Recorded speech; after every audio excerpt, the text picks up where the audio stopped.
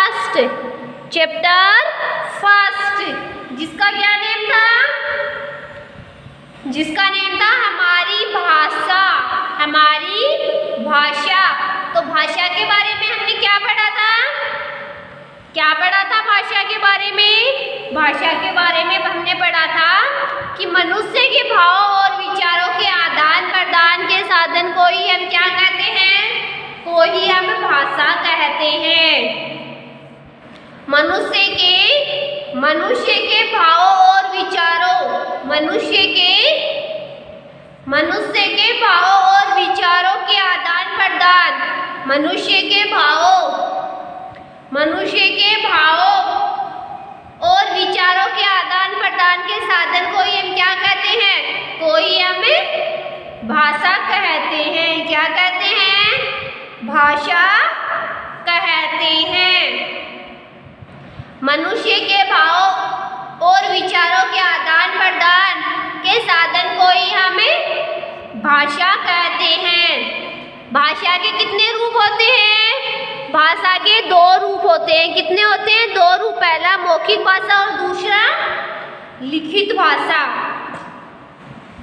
पहला कौन सा होता है? मौखिक भाषा और दूसरा लिखित भाषा। मौखिक भाषा, जब हम अपनी बात बोलकर दूसरों को समझाते हैं, जब हम अपनी बात बोलकर दूसरों को समझाते हैं, जब हम अपनी बात कैसे समझाते हैं दूसरों को? बोलकर समझाते हैं, बोलकर समझाते हैं तथा दूसरों की बात सुनकर समझते हैं, तथा दूसरों की बात सुनकर समझते हैं। जब हम अपनी बात बोलकर दूसरों को समझाते हैं, जब हम अपनी बात कैसे समझाते हैं दूसरों को? कैसे समझाते हैं? बोलकर समझाते हैं।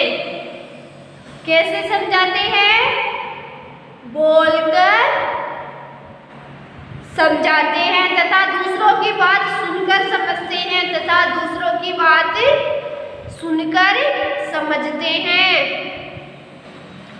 सुनकर समझते तो इसे मौखिक भाषा कहते हैं। तो इसको क्या कहते हैं? मौखिक भाषा। मौखिक भाषा के द्वारा हमें अपनी बात बोलकर दूसरों को समझाते हैं तथा दूसरों की बात सुनकर समझते हैं। किसके द्वारा? मौखिक भाषा के द्वारा। किसके द्वारा? मौखिक भाषा के द्वारा। मौखिक भाषा के द्वारा ही हम अपनी बात बोलकर दूसरों को समझाते हैं तथा दूसरों की बात बोलकर समझते हैं। इसका प्रयोग हमारे दैनिक जीवन में सर्वाधिक होता है। इसका प्रयोग हमारे दैनिक जीवन में क्या होता है? सर्वाधिक होता है। जैसे क्रिकेट के खेल के विषय में दो मित्रों के बीच बातचीत हो रही है। जैसे क्रिकेट के खेल में क्या हो रही है? दो मित्रों के बीच बातचीत हो रही है। लिखित भाषा, जब हम अपनी बात लिखकर दूसरों को समझाते हैं तथा दूसरों की बात पढ़कर समझते हैं तो इसे भाषा का क्या कहते हैं? लिखित रूप कहते हैं। लिखित भाषा व्याकरण के नियमों में बंधी होती है। लिखित भाषा क्या होती है? व्याकरण के नियमों में बंदी होती है। जैसे माँ पत्र लिख रही है और बेटा पत्र पढ़कर समझ रहा है। माँ क्या कर रही है? पत्र को लिख रही है और बेटा उसको पढ़कर क्या कर रहा है? समझ रहा है। तो ये क्या थे? भाषा के प्रकार, मौखिक भाषा और लिखित भाषा। लिखित भाषा में हम लिखकर समझाते हैं और पढ़कर समझते हैं। अब हम देखते हैं भाषा के विविध रूप। भाषा के कितने रूप हैं? भाषा के 3 रूप है, राजभाषा, राष्ट्रभाषा और बोली। अब हम देखते हैं राजभाषा। क्या देखते हैं? राजभाषा। भारतीय संविधान द्वारा हिंदी को भारत की राजभाषा सरकारी कामकाज की भाषा घोषित किया गया है। भारतीय संविधान द्वारा हिंदी को भारत की राजभाषा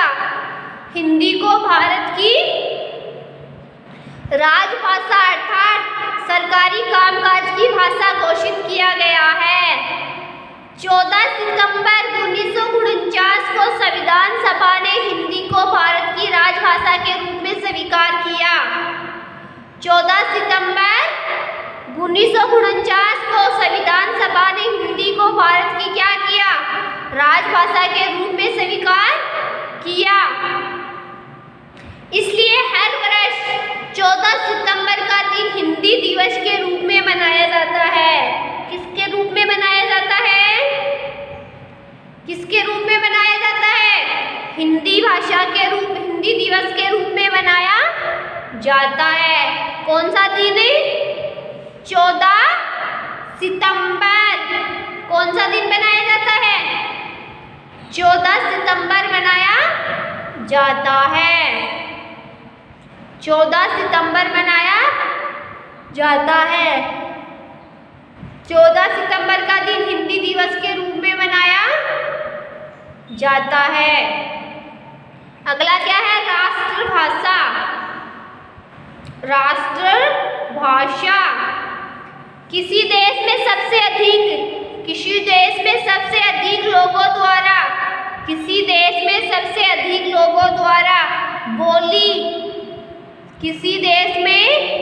अधिक लोगों द्वारा बोली तथा समझी जाने वाली भाषा को राष्ट्रभाषा कहते हैं।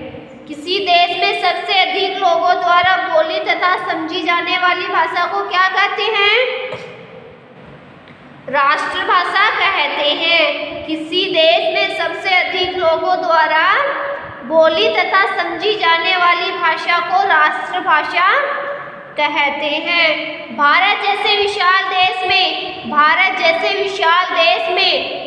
जहाँ अनेक भाषाओं और बोलियों वाले लोग रहते हैं। भारत जैसे विशाल देश में जहाँ अनेक भाषाओं और बोलियों वाले लोग रहते हैं, हिंदी ही एक ऐसी भाषा है जिसे सबसे अधिक लोग बोलते हैं और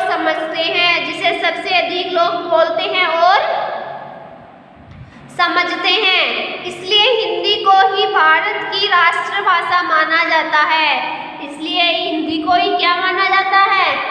भारत की राष्ट्रभाषा माना जाता है। भारत की राष्ट्रभाषा माना जाता है। क्या माना जाता है? भारत की राष्ट्रभाषा माना जाता है। अगला क्या है? बोली।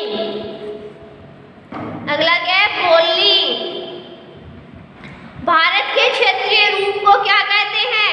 भारत के क्षेत्रीय रूप को बोली कहते हैं। क्या कहते हैं? भारत के क्षेत्रीय रूप को बोली कहते हैं। यह सीमित क्षेत्र में बोली जाती है। यहाँ कहाँ बोली जाती है? ये कहाँ बोली जाती है? ये सीमित क्षेत्र में बोली जाती है। ये सीमित क्षेत्र में बोली जाती है। कहाँ बोली जाती है? ये सीमित क्षेत्र में बोली जाती है। सीमित क्षेत्र में बोली जाती है।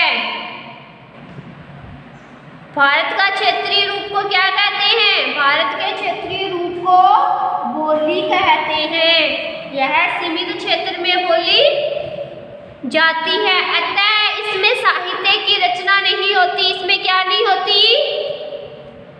इसमें साहित्य की रचना नहीं होती। एक भाषा की अनेक बोलियां हो सकती है। एक भाषा की क्या हो सकती है? अनेक बोलियां हो सकती है। जैसे भोजपुरी, हरियाणवी, राजस्थानी, गढ़वाली आदि। बोली विकसित होकर भाषा बन जाती है। बोली विकसित होकर क्या बन जाती है? भाषा बन जाती है। जैसे मैथिली, जैसे मैथिली, जैसे मैथिली। भाषा के क्षेत्रीय रूप को हम क्या कहते हैं? भाषा के क्षेत्रीय रूप को हमें बोली कहते हैं। यह सीमित क्षेत्र में बोली जाती है, अतः इसमें साहित्य की रचना नहीं होती। एक भाषा की अनेक बोलियां हो सकती है, जैसे भोजपुरी, हरियाणवी, राजस्थानी, गढ़वाली आदि। बोली विकसित होकर भाषा बन जाती है, जैसे मैथिली। भाषा लिखने की विधि को क्या कहते हैं? भाषा लिखने की विधि को लिपि कहते हैं। क्या कहते हैं? लिपि। भाषा के जो लिखने की विधि होती है, भाषा के जो लिखने की विधि होती है, उसको हम क्या कहेंगे? उसको हम लिपि कहेंगे। क्या कहेंगे? लिपि कहेंगे।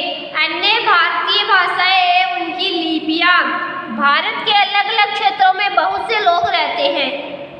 भारत के अलग अलग क्षेत्र में क्या रहते हैं?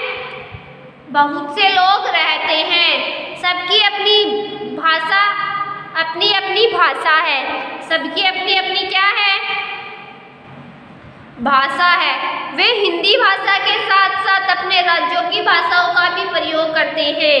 वे हिंदी भाषाओं के साथ साथ क्या करते हैं? अपनी राज्य भाषाओं का भी प्रयोग करते हैं, जैसे बंगाल की बंगाली, असम की असमिया, केरल की मलयालम, गुजरात की गुजराती, पंजाब की पंजाबी, महाराष्ट्र की मराठी। अब हम देखते हैं लिपियां। हिंदी भाषा की लिपि देवनागरी है। अंग्रेजी की रोमन तथा उर्दू की लिपि फारसी है। क्या है? फारसी है। कुछ प्रमुख भाषाएं, उनकी लिपियां निम्न प्रकार है। संस्कृत की देवनागरी, हिंदी की देवनागरी, अंग्रेजी की रोमन, जर्मन की रोमन, मराठी की देवनागरी, बोडो की देवनागरी, नेपाल की देवनागरी, उर्दू की फारसी, पंजाबी की गुरुमुखी, बंगाली की बांग्ला, तमिल की तमिल, मलयालम की मलयालम। तो ये क्या है? भाषा की क्या है? क्या है? लिपियां। हिंदी भाषा की क्या लिपि, कौन सी लिपि है? देवनागरी। तो ये क्या है? भाषा की लिपि। क्या है? भाषा की लिपि। अब हम क्या पढ़ेंगे? व्याकरण। किसके बारे में पढ़ेंगे? व्याकरण के बारे में। किसके बारे में? व्याकरण के बारे में। बच्चों, प्रत्येक भाषा के अपने नियम तथा चिन्ह होते हैं। अपनी भाषा के क्या होते हैं? प्रत्येक भाषा के अपने नियम तथा चिन्ह होते हैं। इन नियमों या चिन्हों को व्यवस्थित ढंग से सीखने और समझने के लिए व्याकरण का ज्ञान होता है अति क्या है? अति आवश्यक है। इन नियमों एवं चिन्हों को व्यवस्थित ढंग से सीखने और समझने के लिए व्याकरण का ज्ञान होना क्या होता है? अति आवश्यक होता है। अति आवश्यक होता है। व्याकरण के द्वारा ही हमें भाषा के शुद्ध रूप का ज्ञान होता है। किसके द्वारा होता है? व्याकरण के द्वारा। अब हम देखते हैं व्याकरण की डेफिनेशन। भाषा को शुद्ध रूप में लिखने, बोलने और पढ़ने का ज्ञान कराने वाला शास्त्र व्याकरण कहलाता है। व्याकरण किसको कहते हैं? ऐसा शास्त्र जिसे हम लिखना सीखते हैं, शुद्ध रूप से लिखना सीखते हैं, शुद्ध रूप से बोलना सीखते हैं, शुद्ध रूप से पढ़ना सीखते हैं। किसके द्वारा? व्याकरण के द्वारा। व्याकरण ऐसा साधन होता है, ऐसा शास्त्र होता है जिसके द्वारा हम शुद्ध रूप से लिखना, बोलना एवं पढ़ना सीखते हैं। क्या करते हैं? लिखना, बोलना और पढ़ना सीखते हैं। आइए कुछ पशु पक्षियों की बोलियों के बारे में जानकारी प्राप्त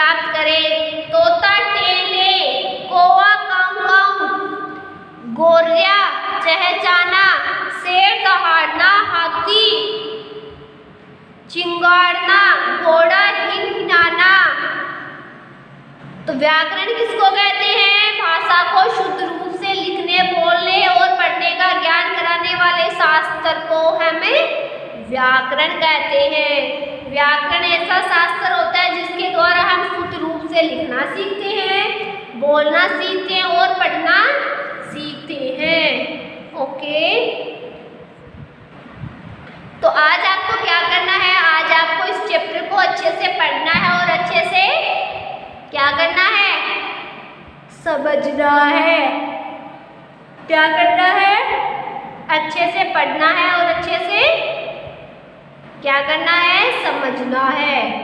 ओके ओके बच्चों, तो आज आप क्या करोगे? इस चैप्टर को अच्छे से पढ़ोगे और अच्छे से समझोगे। ओके ओके बच्चों, आज के लिए इतना ही काफ़ी है। आज आपको इस चैप्टर को अच्छे से पढ़ना और अच्छे से समझना है।